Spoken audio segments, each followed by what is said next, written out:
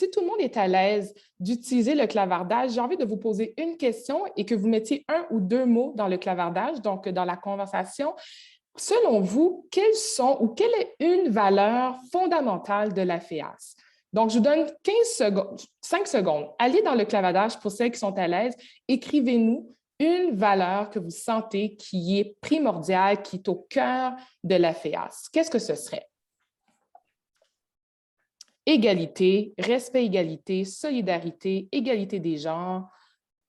Excellent. Solidarité féminine. OK, donc on voit vraiment que l'égalité, wow, unité, entraide, j'ai des frissons.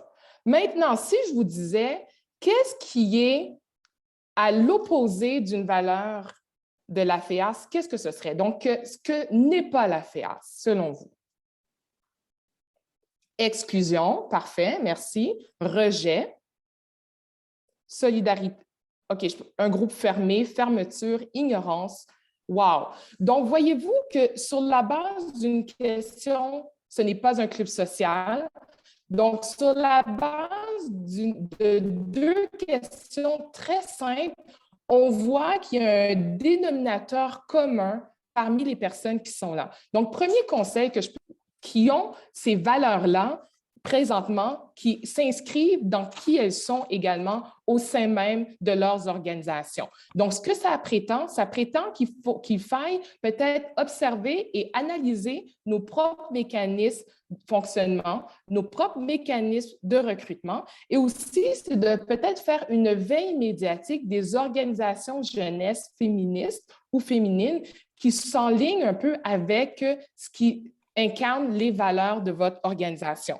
Donc, ça, c'est un premier élément. Donc, pour moi, c'est très important parce qu'à partir de ce moment-là, ça va vous permettre de déterminer dans quel type de réseau vous allez pouvoir aller développer des partenariats, que ce soit des partenariats qui soient des partenariats à court terme, moyen terme et long terme. Pourquoi? Parce que des fois, on se dit, quand on commence une nouvelle relation, est-ce qu'on veut vraiment la commencer tout de suite en s'engageant à long terme? Peut-être pas nécessairement.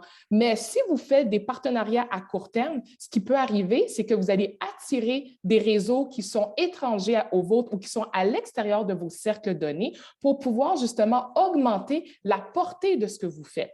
Et pour moi, je pense qu'une organisation comme la FEAS, peut être un catalyseur parce que vous avez une belle richesse intergénérationnelle que vous pouvez entretenir. Qu'est-ce que ça signifie? Vous êtes une organisation qui existe depuis des dizaines d'années et vous avez des organisations qui sont qui font partie de la relève, qui vont pouvoir bénéficier de ce que vous avez apporté et en échange, vous allez pouvoir bénéficier de ce que ces organisations-là représentent. Donc, moi, je pense qu'une thématique qui peut être très forte pour la FEAS, c'est quel est l'apport qu'on peut avoir ou l'héritage que l'on peut avoir au niveau intergénérationnel pour attirer cette relève-là. Dans les défis que l'on va avoir, bien sûr, il va y avoir la fracture numérique. Fracture numérique, ce que ça signifie, si je parle de Snapchat, si je parle de Facebook ou je parle de TikTok, c'est peut-être pas dans vos réalités, même dans mes réalités à moi qui suis un peu plus jeune, ce n'est pas dans mon quotidien nécessairement. Ceci étant dit, si vous mettez de l'avant le fait de dire, OK, dans notre analyse, la fracture numérique est peut-être un élément que l'on doit diminuer. Donc, comment peut-on être accompagné par cette jeunesse-là qui va nous permettre, à travers la technologie, d'accéder à des cercles différents? On est aussi à l'ère de la mondialisation, puis aujourd'hui, c'est un bon exemple. Moi, chez moi, il est 15h28. Donc, parce que la technologie nous permet d'accéder à des cercles qui sont à l'extérieur de Montréal ou du Québec, vous avez une jeunesse qui est branchée, qui va s'inspirer des meilleures pratiques, des façons de faire à l'extérieur et qui va pouvoir les adapter avec notre contexte québécois, notre contexte, bien sûr, des régions. Donc, ça aussi, c'est un élément qui est important. Et peut-être le dernier élément que je pourrais apporter, parce que je sais que j'avais 3 minutes par question pour commencer, la notion de l'intersectionnalité, c'est-à-dire comment peut-on ouvrir les réseaux vers des cercles qui sont peut-être très différents des nôtres, que ce soit au niveau des identités plurielles qui forment notre société et comment peut-on intégrer ces gens-là au sein de nos groupes. Mais quand on parle d'intégrer, ce n'est pas justement de faire juste de l'assimilation, mais c'est de prendre vraiment ce qui nous rassemble, ce qui nous ressemble et en faire des points communs autour d'une cause commune qui est bien sûr l'égalité et l'inclusion. Donc, je vais m'arrêter là pour l'instant et bien sûr, après, j'aurai l'occasion d'aller plus loin dans tout cela avec vos questions. Merci. Merci, Dorothée. C'est bien noté. On va, notre prochain comité de réflexion avec Emmanuel va nous guider avec vos bonnes recommandations. Maintenant, en fait, j'aimerais demander à Alain, Alain, vous œuvrez, vous, depuis plusieurs années aussi en communication et en relations publiques. Puis, vous êtes un entrepreneur de multiples talents, vous êtes un citoyen engagé notamment auprès d'organismes en fait en santé mentale. Et puis aussi, vos essais littéraires, vos œuvres littéraires et vos essais, on voit que vous amenez le lecteur à percevoir la réalité autrement, puis à s'ouvrir à d'autres possibles. C'est pour ça qu'on vous a invité. C'est pour nous aider à aborder autrement notre réalité à la FEANS. Donc, moi, j'aimerais vous entendre en tant qu'agent masculin de notre panel sur votre perception du féminisme en tant qu'expert en communication. J'aimerais ça que vous nous parliez de l'impact que ça peut avoir sur notre association en défense de droits pour l'égalité, de s'afficher comme féministe plutôt que de s'afficher comme féminine lorsqu'on recrute, en fait, on veut recruter notre relève. Bonjour à tous. Merci de l'invitation. Je suis vraiment content d'être là. J'étais tellement content. Tantôt, je me suis installé devant l'ordinateur et je me suis mis du parfum, comme si on était à l'entour de la table. C'était trop drôle.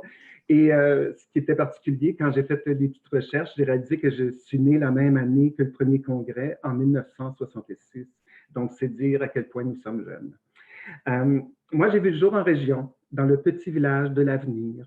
Je viens d'une famille d'agriculteurs. J'étais entouré de femmes qui étaient vaillantes, qui donnaient tout ce qu'elles avaient. Des femmes qui n'ont pas nécessairement sorti de leur rang. Bon, c'était une certaine époque, c'était l'époque de la reine au foyer. Et j'ai été témoin, justement, d'inégalité, de pauvreté. Et très tôt dans ma vie, c'est peut-être la raison pour laquelle je travaille beaucoup en santé mentale aujourd'hui, je trouve que le féminisme est intimement lié aussi à la santé mentale, comme n'importe quelle condition humaine. Parce que quand on est privé de choses, on peut basculer dans une autre chose aussi. Donc, à 16 ans, je me souviens très bien d'avoir dit à ma mère qu'il faut que tu sortes de la maison, tu as d'autres choses à faire que de laver de la vaisselle. Et elle a trouvé son premier emploi à ce moment-là, donc j'étais très heureux de ça.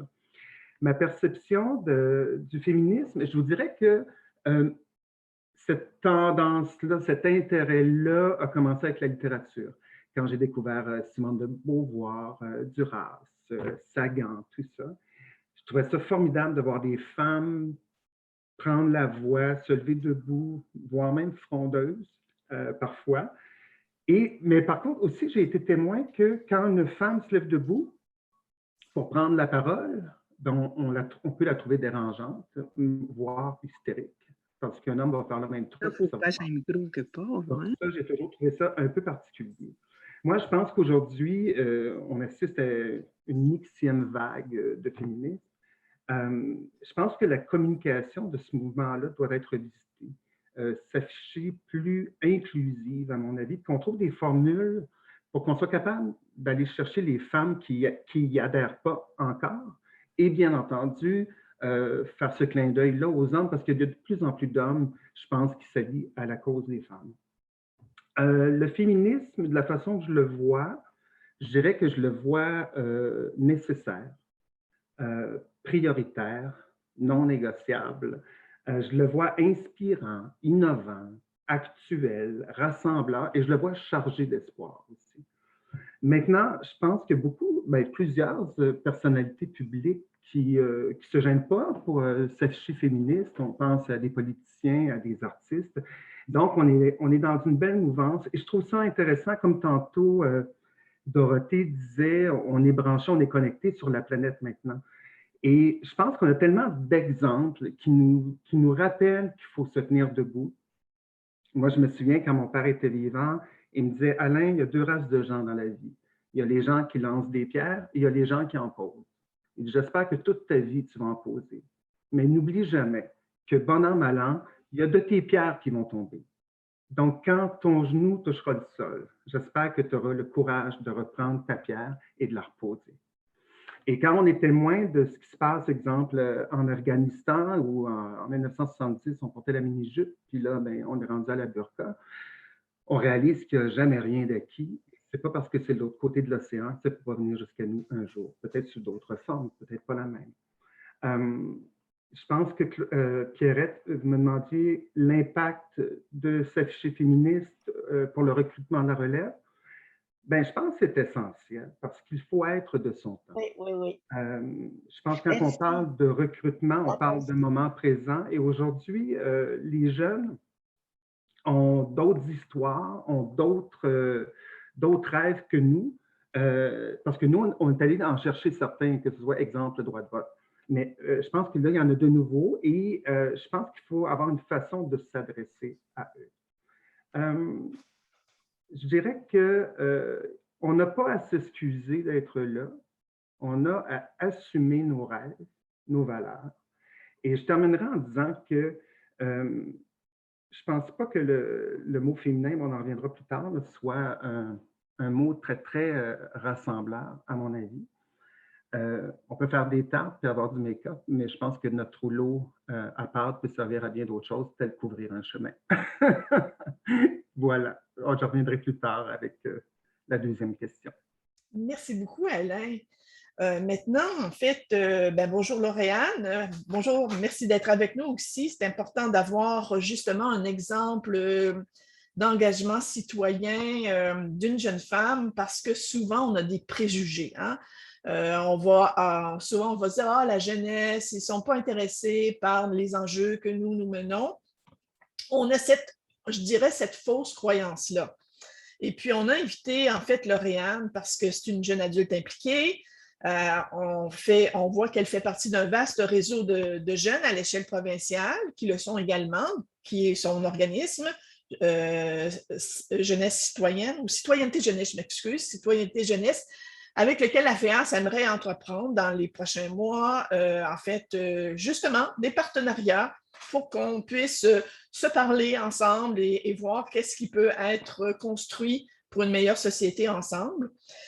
Puis, Lauriane, toi, tu es une de celles qui démontre que le discours ambiant sur l'individualisme de la jeune génération est en réalité justement une fausse rumeur, comme on dit, fake news.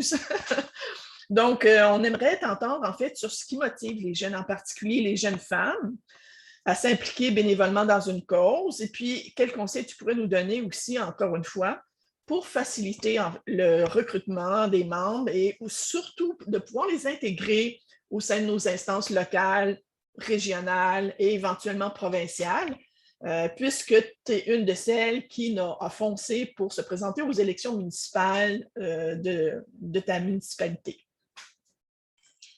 D'abord, merci Pierrette, merci à toutes les personnes pour l'invitation puis pour cette plateforme-là qui nous permet de s'écouter, d'apprendre chacun. Moi, j'ai bien aimé ce que Dorothée et Alain ont dit par le passé, puis on y reviendra dans les prochaines questions aussi. D'abord, on parle de ce qui motive les jeunes. Je vais commencer par ce morceau-là parce que c'en est un gros. Il faut tout de suite mettre une chose au clair. Les jeunes et les jeunes femmes, ce ne sont pas un bloc homogène. On ne peut pas dire que toutes les jeunes et toutes les jeunes femmes ont une motivation en commun, ont même un type de féminisme qui est universel. Les jeunes, c'est une pluralité de voix, c'est une belle mosaïque qui comprend de nombreuses branches, qui comprend des ramifications qui sont très intéressantes. Puis on parlait de féminisme, de féminité, puis on va y venir, mais c'est pas tous les jeunes et toutes les jeunes femmes et toutes les femmes de façon générale qui ont été inclus à différents moments des mouvements féministes. Quand on regarde l'histoire féministe, il y a des femmes qui, à certains moments, pour certaines revendications, n'étaient pas nécessairement présentes dans la discussion, qui n'étaient pas présentes à la table non plus. Même nous, comme femmes, on a déjà eu des mécanismes qui n'étaient pas nécessairement des mécanismes d'inclusion. Donc, quand on veut aller chercher les jeunes, il faut se demander c'est quoi leur motivation, oui, mais il faut aussi se demander c'est quoi les jeunes, c'est qui les jeunes, qu'est-ce que ça représente la jeunesse. Puis la jeunesse, c'est quel âge? Hein? Est-ce qu'on parle de 35 ans et moins? Est-ce qu'on parle de 18 à 25 ans? Parce que des jeunes femmes, il y en a aux études, il y en a en début de profession, il y en a qui commencent un nouveau rôle de maman. Donc, on a des jeunes femmes qui, à différents âges, à différents moments clés, vont être vraiment dans des enjeux différents aussi. Je pense qu'il y a des jeunes étudiantes qui n'ont peut-être pas les mêmes priorités que les jeunes qui rentrent sur le marché du travail ou qui même des jeunes que ça fait plus de 15 ans qui sont sur le marché du travail parce qu'une jeune de 34-35 ans, elle est professionnelle et elle a un bon bagage derrière elle.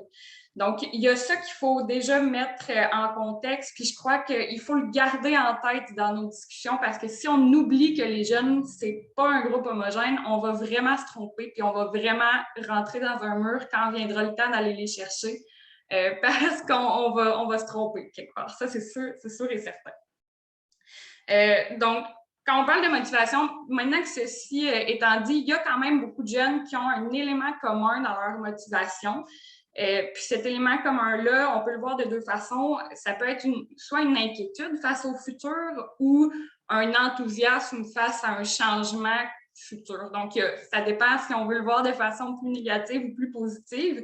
Mais les jeunes, je pense que la jeunesse, toute génération confondue, là, quand moi, j'étais plus jeune, quand Dorothée était plus jeune, quand Alexandre était plus jeune et quand toi, Pierrette, était plus jeune, il y a quelque chose qui est un regard qui est tendu vers l'avenir. Donc, on peut soit regarder l'avenir avec appréhension ou avec enthousiasme.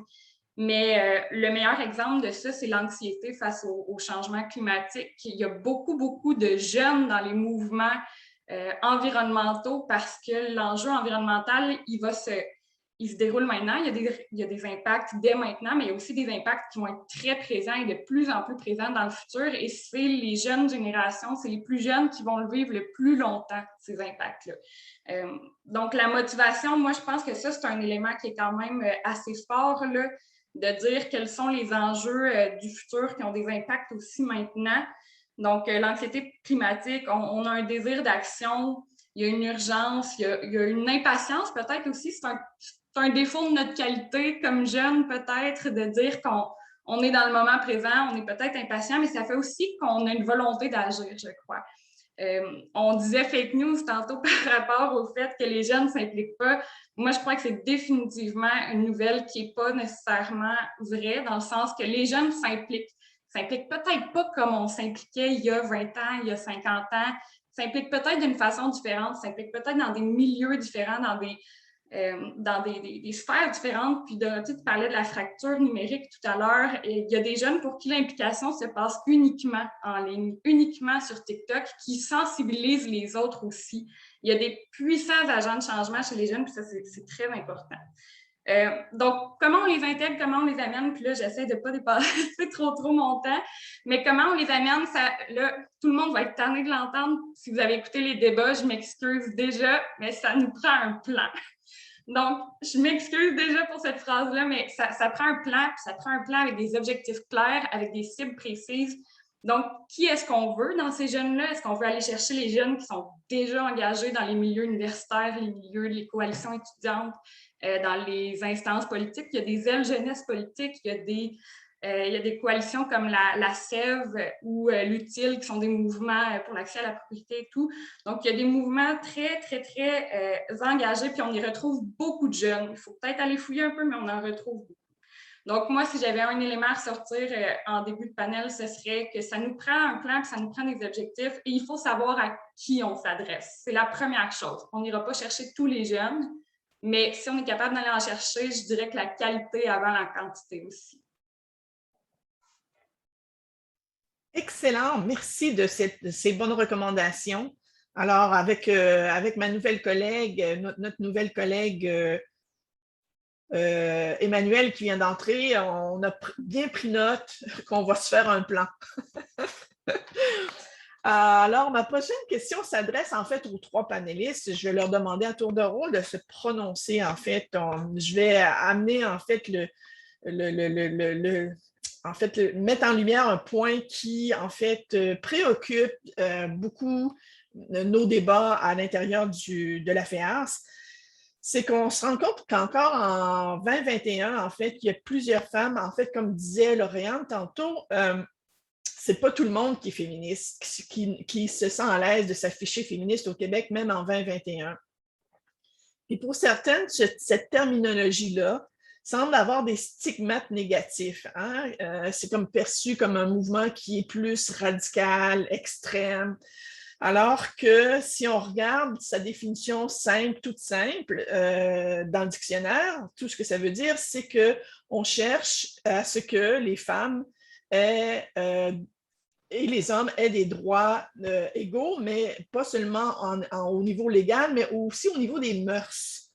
Alors, c'est de s'assurer que chacun, hommes et femmes, et tout le monde, en fait, tous les genres, aient accès aux mêmes ressources. Si on veut être égal, si on veut arriver à cette égalité-là. Donc là, la question qui tue entre...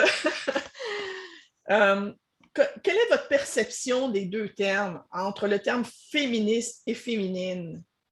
On aimerait vous entendre là-dessus parce que c'est sûr que quand on porte un discours sur la place publique, ben, c'est important de choisir les bons mots et si on veut être rassembleuse, ça va l'être aussi. Alors, ben, je vais demander à Dorothée si elle veut se prononcer. Bien sûr.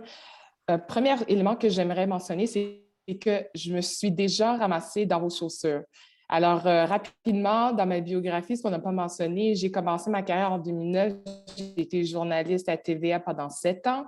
Ensuite, quand j'ai quitté le milieu du journalisme, j'ai été entrepreneur en communication, donc de 2016 à 2020, jusqu'à ce que je travaille à Radio-Canada l'année passée pendant 1 an et qu'ensuite, je déménage en Afrique du Sud. Et pendant ma période que j'étais entrepreneur en communication, j'ai été élue présidente du Conseil des Montréalaises. Si vous ne connaissez pas, le Conseil des Montréalaises, c'est une instance qui est un comité consultatif qui donne des recommandations à la mairesse, à la mairie, donc en l'occurrence, quand j'étais là, c'était à la mairesse Plante, aux fonctionnaires, aux élus en matière de conditions féminines et d'égalité. Vous comprendrez qu'à l'époque, j'avais 36 ans, à peu près 37 ans. Et j'avais des grosses chaussures à chausser, c'est-à-dire celle de Cathy Wong, qui était ma prédécesseur, qui a été la première présidente du conseil municipal à la Ville de Montréal, la première femme d'origine asiatique aussi. Alors que moi, pendant tout mon parcours des 10 dernières années, j'étais plutôt dans les cercles féminins, c'est-à-dire empowerment, let's go les filles, on est capable, je suis belle, je suis bonne.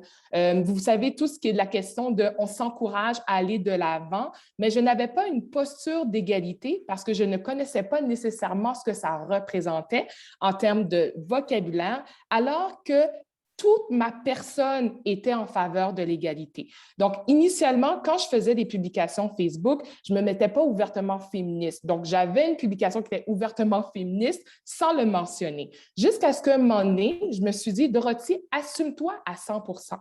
Parce que si tu ne t'assumes pas, comment seras-tu capable d'inspirer la relève qui veut également de l'égalité? Donc, maintenant, une chose que l'on sait, nous les femmes, c'est que quand on met son pied à terre et qu'on s'assume, on le fait à 100%, puis qu'on rentre dedans, comme dans le tas, comme on dit en bon français, et on fonce. Donc, moi, ce que j'ai décidé, c'est de dire, je vais assumer cette posture-là.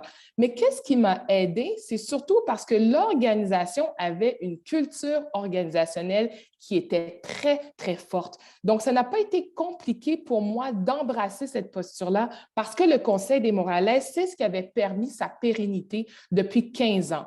Donc, quand on parle de féminisme, ça signifie que peu importe la personne qui est assise sur la chaise, on se bat pour les mêmes choses.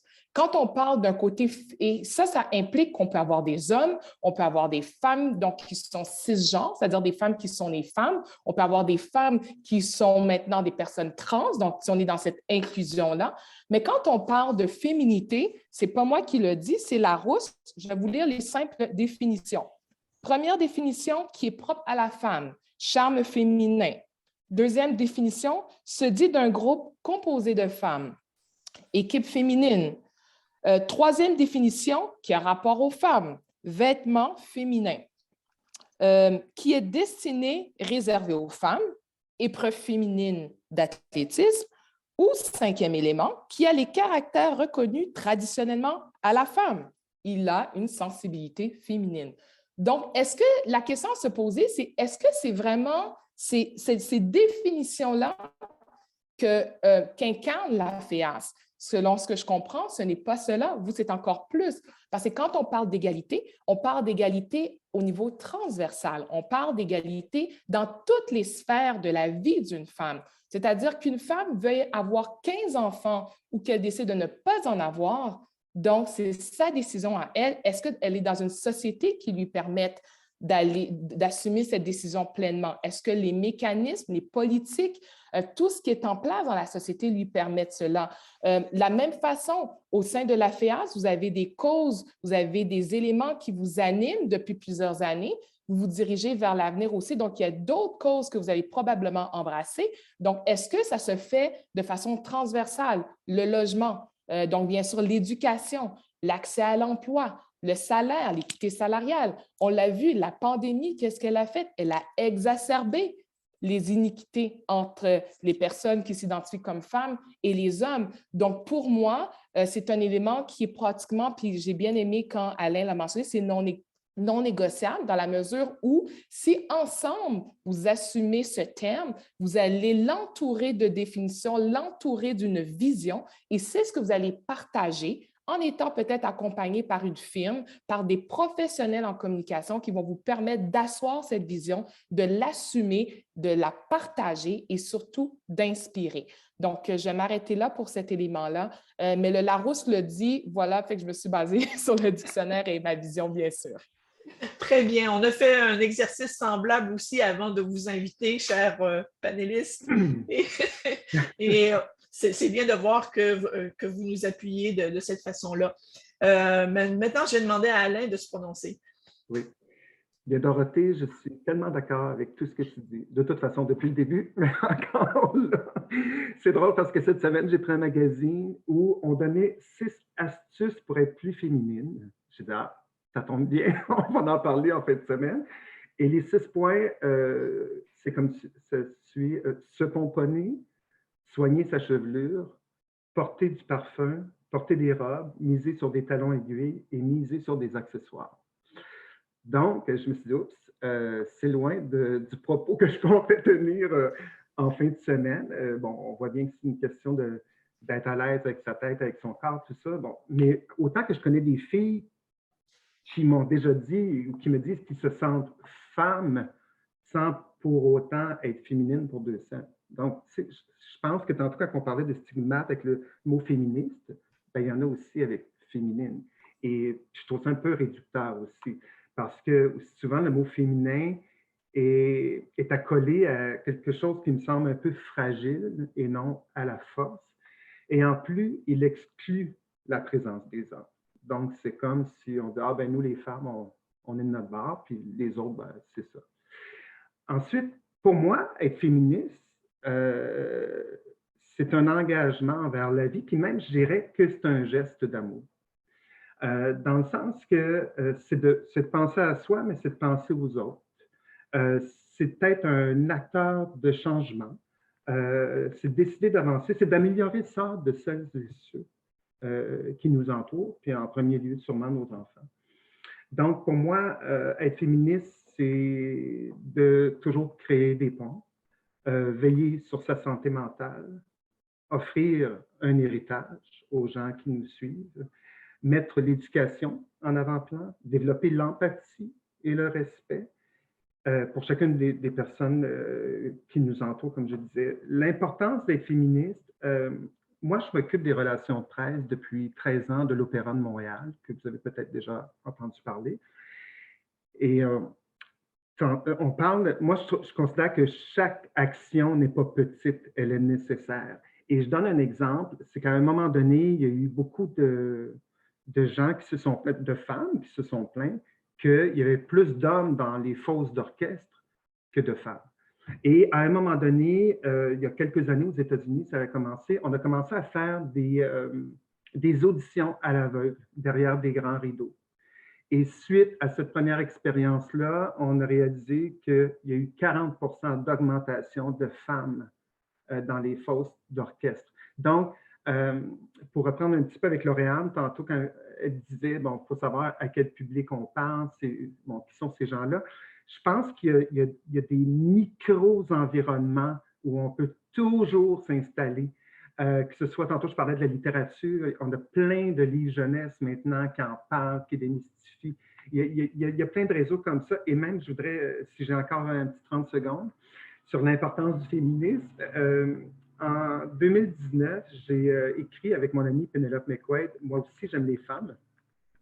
Pour moi, c'était ma façon d'amener quelque chose, en tout cas, aux féministes, puis peut-être de dire aux gars, let's go, il faut être tous ensemble. Et on a réalisé, Pénélope et moi, dans des recherches, qu'en 2018, le film qui avait accordé la parole à une femme le plus, c'était à Dory le poisson. Donc, c'est assez déprimant quand on regarde ça. Et il y a une femme avec sa fille qui s'est rendue dans les rayons d'une librairie sur 250 livres jeunesse qui ont commencé à sortir les livres où on parlait des filles. Et je pense qu'ils en ont sorti 73%. Après ça, les filles qui avaient la parole, je pense qu'on tombait à 48%.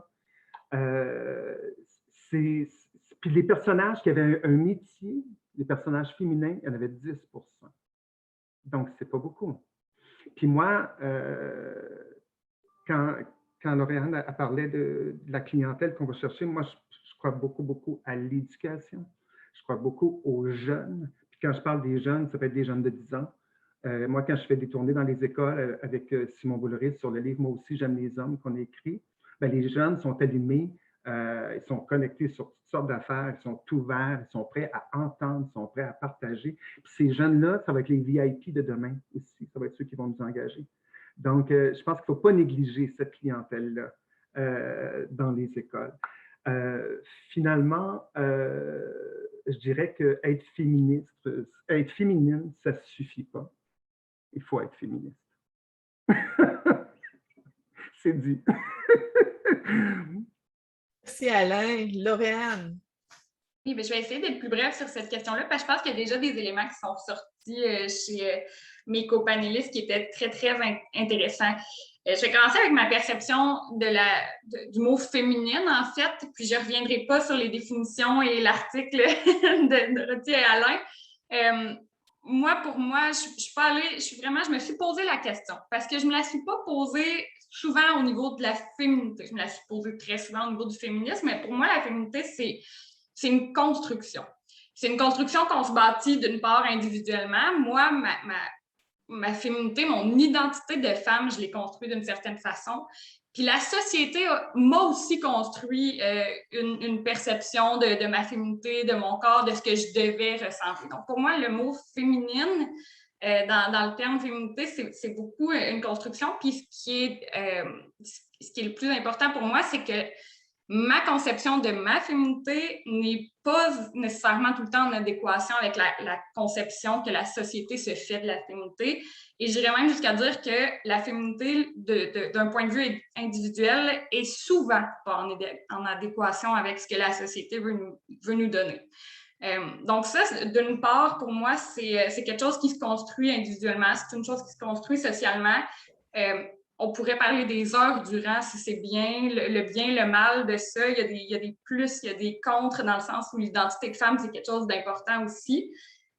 Pour ce qui est du féminisme, pour moi, d'abord, ben oui, c'est un mouvement. C'est un mouvement social. C'est une façon d'aller chercher une égalité pleine et entière dans toutes les sphères de la vie.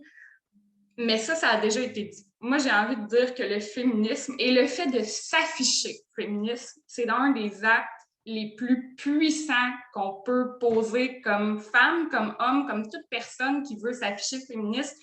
Pour moi, c'est un geste d'une puissance, d'un pouvoir tellement, tellement grand, parce que quand on se dit féministe, on défonce des portes.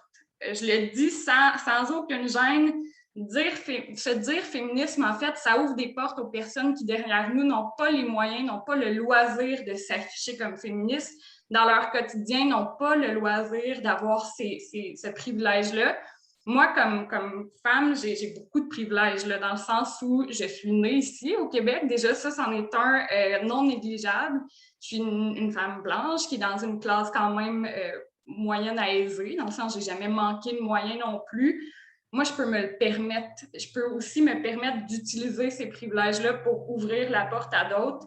Puis des fois, juste laisser ma place aussi. Bon, là, je suis sur un panel, je l'utilise, mais des fois, le fait de se dire féministe, ça va permettre d'abriter un peu celles et ceux qui n'ont pas nécessairement de voix en arrière pour le dire. Ça va permettre de les faire avancer avec nous, de les inclure en fait dans notre quête de l'égalité, mais il faut aussi le faire, ce travail-là, de les inclure. Parce que comme je le disais tantôt, il y a des personnes qui n'ont pas tout le temps été incluses dans le féminisme.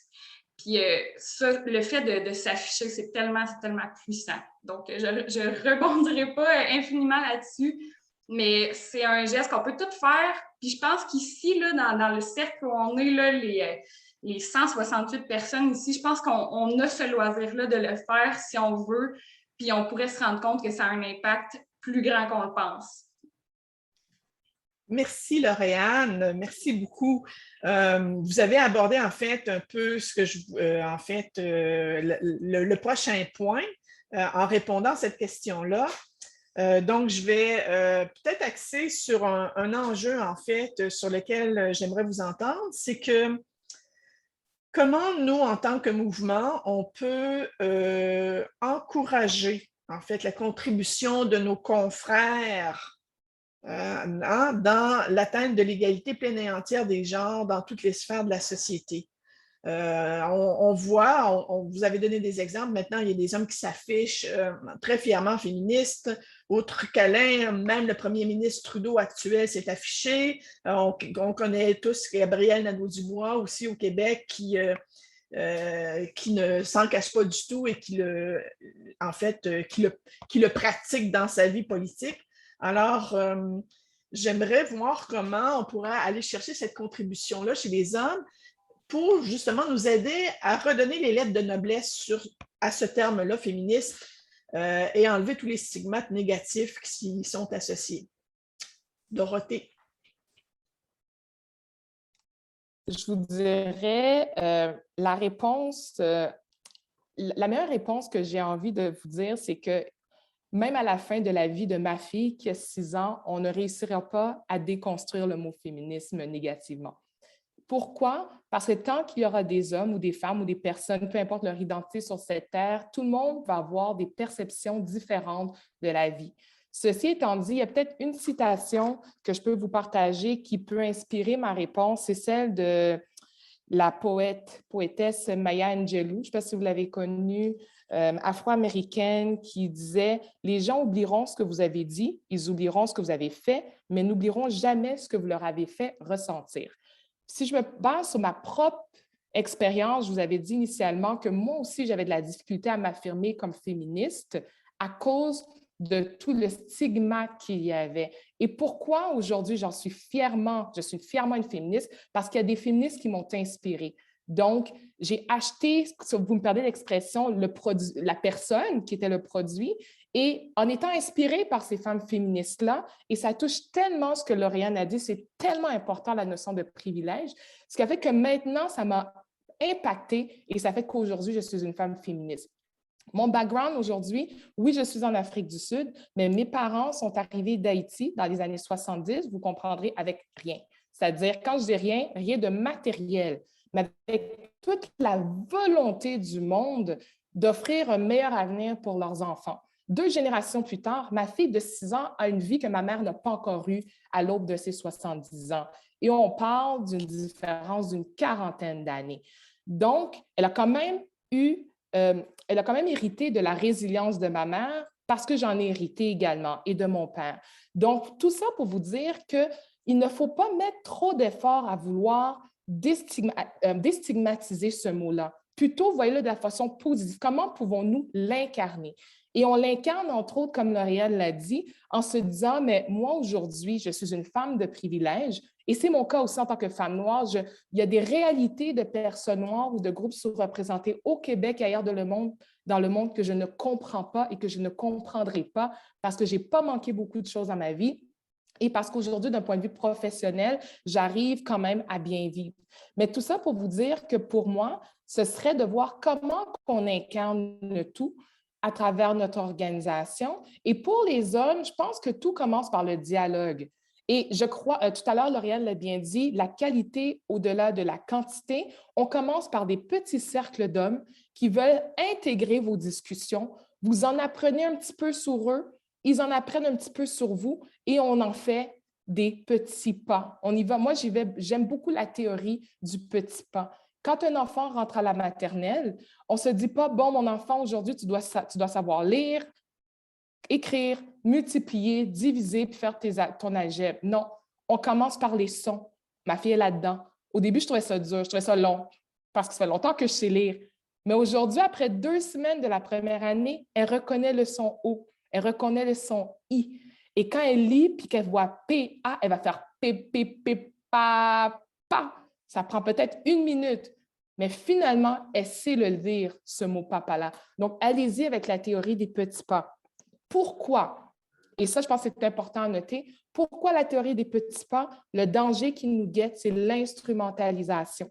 Et l'instrumentalisation, c'est lorsque des gens qui sont peut-être à l'extérieur d'un cercle donné vont joindre un mouvement et en joignant ce mouvement, vont peut-être avoir une portée plus grande que les propres personnes concernées à cause de leurs privilèges. Et ils vont venir à des fois s'approprier les termes, le jargon d'une lutte sociale. Donc, ça aussi, il faut faire attention. Si on prend, par exemple, l'exemple de la diversité, on peut avoir des personnes qui vont s'afficher tellement divers, mais qu'ils ont le vocabulaire, mais dans leur quotidien, ce n'est pas le reflet de ce qu'ils disent. Donc, si vous y allez par la théorie des petits pas, vous allez attirer des hommes qui vont travailler main dans la main avec vous et que vous allez développer une relation qui est organique, si je donne l'exemple d'Alain, et qui vont utiliser leur voix non pas pour écraser la vôtre, mais pour être des alliés et pour vous élever. Donc, moi, je pense que c'est vraiment une des meilleures façons de faire. Et pour ces hommes-là, mais vous pouvez ratisser très large en termes de réseau. Puis ça revient à ce que Lauriane disait initialement. Encore une fois, ça prend un plan, ça prend des objectifs, ça prend une humilité aussi pour se dire on va peut-être se tromper. Ceci étant dit, on se donne la chance de peut-être faire une erreur, mais ce ne sera pas des erreurs, ça va être des leçons. Comme l'enfant à la maternelle, on ne le chicane pas la première fois ou la deuxième ou même la 100e fois où il ou elle ne sait pas lire un mot. Au contraire, on va saluer ses efforts et surtout célébrer une fois que l'enfant va savoir lire. Donc, je vais m'arrêter là. Alain? Oui, ben c'est tellement beau ce que Dorothée et Lauriane disent. C'est un privilège d'être avec vous deux. C'est vrai qu'il faut y aller à petits pas. Et comme je disais tantôt, l'éducation, ça commence à l'entour de la table, à la maison. Les discussions. Bon, c'est bien beau de regarder à la télé la poule aux œufs d'or en mangeant, mais on peut fermer la télé pour avoir des sujets de discussion entre nous. Moi, je fais beaucoup d'événements philanthropiques, tout ça. J'ai des comités d'honneur, inévitablement, que je greffe. Et à chaque fois, je dis toujours aux gens, bon, ben toi, ta force, c'est quoi? Tu peux m'aider de quelle façon? OK, c'est ça que tu peux? C'est bien, concentre-toi là-dessus. Donc, je donne un exemple. Je ne sais pas si vous connaissez la gouvernance au féminin qui a été créée en 2010 par Caroline Codzi, qui a voulu, elle, faire une mission, en tout cas, pour que les femmes soient accompagnées dans le développement, dans le leadership et tout ça. Et elle a réussi à aller chercher des entrepreneurs, des chefs de file, qui ont fait un certificat de parité, donc qui s'engagent au moment de l'embauche d'assurer aux femmes d'avoir la possibilité d'une ascension à même l'entreprise. C'est leur engagement. Donc, il n'y a pas de plafond de verre avec ces hommes-là. On continue. Je donne cet exemple-là pour en revenir au fait que de dire, bon, OK, cet entrepreneur-là, je le connais, il veut être dans le dialogue, lui aurait la force de, la possibilité de, bien, allons avec lui et une autre personne, ce sera autre chose. Moi, je pense que il y a beaucoup de gens qui nous entourent qui sont prêts à faire des choses, puis de faire des choses, je veux dire, à parler et à s'afficher, comme on dit. Et je pense que quand on est à un stade de s'assumer, c'est à partir de ce moment-là qu'on commence à inspirer. Et ça, je pense que c'est très, très, très important. Ça répond à la question, Pierrette? Merci, Lauriane, oui. Oui, OK.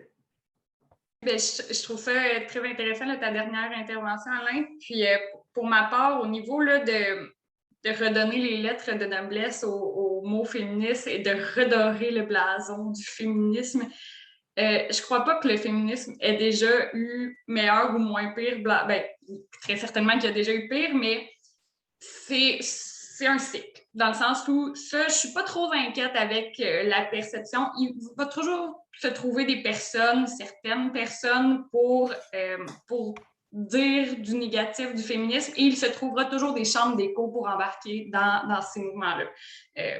Les chambres d'écho, on en parle en masse avec le complotisme ces temps-ci, donc c'est quelque chose qui va toujours exister, j'en suis très convaincue. On ne changera pas ça. Quand on parlait d'éducation pour les enfants, moi, je trouve qu'on parle souvent de renforcement positif. Les petits pas, j'adore ça aussi. Je pense qu'il faut aussi, si on veut éduquer, il faut aussi commencer par la base de c'est quoi. Si on veut parler du féminisme, on peut se ramener à la définition, on peut se ramener au fait de l'égalité pleine et entière dans toutes les sphères. Je pense qu'il n'y a pas grand monde qui peut être en désaccord avec ça. Après ça, quand on réussit à amener au moins cette perception-là, que le mot, qu'on aime ou pas le mot, au moins si on a cette perception-là, si on est capable de l'inclure dans nos pratiques, dans nos moyens, ça, c'est déjà un point positif. Puis, il y a quelque chose qu'on a dit pendant la générale, puis Alain, c'est toi qui m'as fait cliquer sur ce mot-là au niveau de la santé mentale.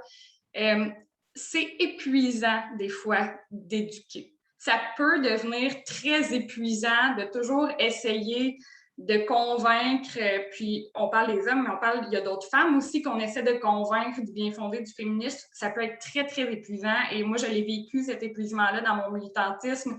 Beaucoup de militantes, peut-être qu'ici aussi, là, des fois, là, vous êtes vraiment tannés de devoir toujours expliquer c'est quoi, parce que le féminisme, c'est pas nouveau non plus, hein? C'est un concept qui date de plusieurs et plusieurs décennies. Et le fait qu'en 2021, on doit encore l'expliquer, ça peut causer vraiment beaucoup de frustration. C'est correct de se retirer de ce dialogue-là. C'est correct de ne plus être capable de le réexpliquer. C'est correct de juste dire, ben moi, là, je suis saturée. Je suis plus capable de répéter la même chose. Dans ces cas-là, c'est mieux de se retirer, je crois, puis de continuer notre militantisme d'une autre façon, d'aller chercher d'autres choses.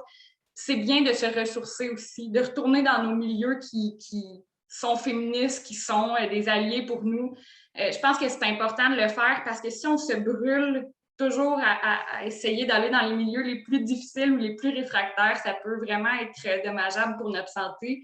Puis moi, je le dis en connaissance de cause, je pense que c'est important des fois de prendre une pause, puis revenir après ça, peut-être avec des nouvelles stratégies, peut-être dans des nouveaux milieux. Mais si on se bute à une montagne infranchissable, on peut la contourner, on peut passer à côté, on peut essayer d'aller chercher quelque chose d'autre. Donc, pour ça, là, moi, je pense que c'est d'y aller dans le positif lorsqu'on est capable. Encore une fois, quand on a de l'épuisement, c'est plus difficile de voir ça, mais d'aller vers le positif, d'aller vers la définition même, puis aussi de s'entourer. Je crois qu'un des rôles que les hommes peuvent avoir qui est ultra important, c'est eux aussi de s'afficher comme féministes ou de s'afficher comme alliés. Parce qu'un gars qui parle à un gars, ça a un impact, on le sait, là, les professeurs qui ont des élèves, des professeurs masculins qui ont des élèves masculins, ça a un impact sur l'influence qu'on peut avoir. Des chums qui parlent à leurs chums. On parle beaucoup de ça dans les violences sexuelles, du fait que les hommes doivent aussi dénoncer les hommes lorsqu'il y a des comportements. Mais les hommes doivent aussi éduquer les autres hommes parce que comme femme, on peut parler, puis on peut crier, puis on peut avoir un porte-voix. Des fois, il n'y a rien de plus efficace que l'approche par les pairs aussi. Donc, c'est quelques pistes de stratégie qui peuvent être intéressantes quand on parle de redorer le blason du féminisme, ou du moins d'attirer de nouveaux féministes. Je vous remercie à vous trois. Oui, Dorothée, allez-y. Oui, est-ce que je pourrais rajouter un petit élément de réponse de surcroît à Lauriane, que je trouve très intéressant? Je pense, et puis je ne veux pas parler au nom des hommes, mais je vais le faire quand même, ayant des frères. Je pense également qu'il faille respecter le processus des hommes lorsqu'ils viennent à s'afficher comme féministes. Donc, autant que pour nous, on passe peut-être d'une posture féminine à féministe, puis ça nous travaille, puis ça peut prendre une journée comme ça peut prendre des années. Pour moi, je pense que ça doit être similaire pour les hommes. Donc, ceci étant dit, il y a des hommes qui sont prêts à soutenir des causes féministes dans l'ombre sans encore s'afficher publiquement féministes. Et c'est là aussi que je pense que ce sont des alliés qui sont importants à reconnaître. Par exemple, si à travers Citoyenneté Jeunesse, je sais que c'est une organisation qui a probablement beaucoup de jeunes hommes qui sont féministes, qui pourraient peut-être vous donner un soutien, par exemple, technologique de façon bénévole.